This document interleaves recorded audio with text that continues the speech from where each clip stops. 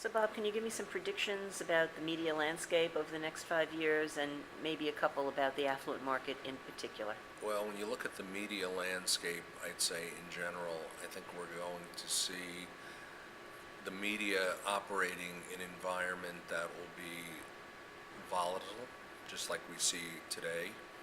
We've seen volatility for the last, we'll say, few years. We, in our affluent survey, ask every month when they see the recession being over. I know our friends in the government say the recession ended about 18 months ago. Well, when you ask affluents about that question, about 90% say we're still in a recession. They're doing better than a lot of other people, but when you ask them when is it going to be over, it's 2013 or 2014 when they see it being over. This leads us to the current conclusion that they're going to be spending a lot of time nesting because most of the affluents tend to have families. So we're going to see a group that is very focused on their home-related activities, children-related activities, whether it's their kids, their grandchildren, or whatever. Can we talk a little bit about the economy and where do you see the economy playing out in the next couple of years and how that will impact the behaviors, the attitudes, and the purchasing by the affluent market? When you look at the affluent market and in our monthly barometer, which is where we, I'll say, assess economic confidence, every quarter we also do a companion piece of less than 100,000. So we want to see how the two groups compare. The affluent marketplace is more confident than the general marketplace, which I don't think is a surprise to anybody. The less than affluent will say or see the recession going on longer. And effectively, the media brands need to deal with the affluent's point of view that they're getting sick and tired of keeping the money in the wallet. What we call it is frugal fatigue.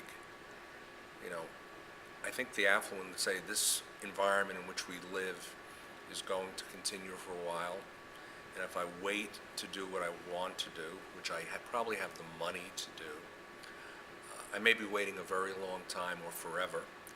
So at least in the work we're doing, we're seeing them thinking more about spending.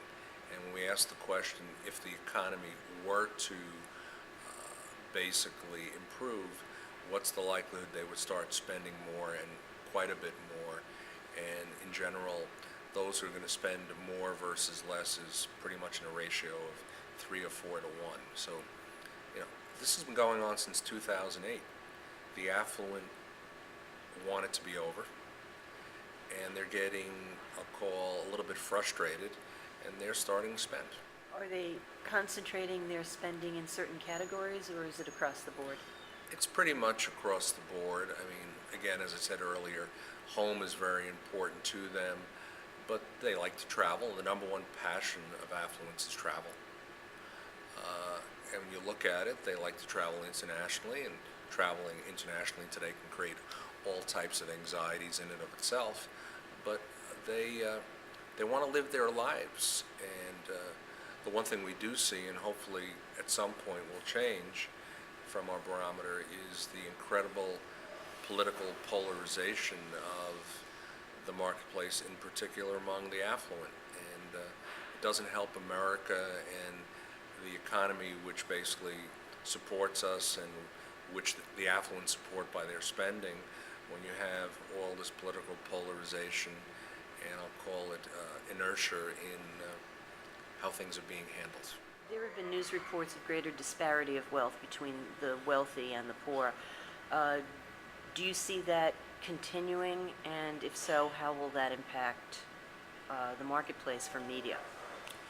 Well, the way we're seeing it right now is through what we read in the media, insofar that we noticed in a recent newspaper article that the number one marketer in America is focusing more and more on the affluent marketplace because these people we survey, have more time and more money, and in their jam-packed lifestyles, they're willing to spend a little bit more on name brand products and services.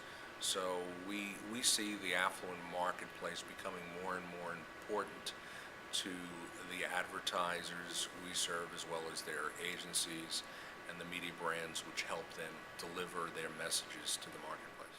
There have been a handful of very niche, very upscale cable networks that have decided they needed to go more broad-based in order to attract advertising. So what you're talking about with the this major consumer packaged goods company that is has been known for middle class going upscale, it would stand to reason that media companies actually might want to remain niche as opposed to going broad-based. So, well, if you look at the way media is being delivered today with all the new platforms, in our survey we measured 37 touch points, advertising touch points, and every year we seem to be adding more. We have new devices, we have new locations. The affluent consumer is connected. 99% of them are online. They're different than the rest of America. If you look at the numbers today, about 75% of all Americans is online. Well, if you look at the other 80%, it's probably 70% online, where the affluent is 100% online. The affluent have the devices. They're more likely to buy the new devices. When the iPad came out, who was the first one to buy it? The people with the money. Now, as we see new devices coming into the market that are similar to the iPad, prices are coming down. I think, as we all see, and we'll see probably in the near future, Amazon's going to have its version of it. It's becoming more mass. But most of your new media platforms and devices start with the affluent. We all think of the kids as where it starts. It may start with the kids, but it starts with the affluent kids, because they can afford to buy the toys and the devices that these kids will use. And as we've seen, as we explore the affluent family universe, these kids pull their parents into that world.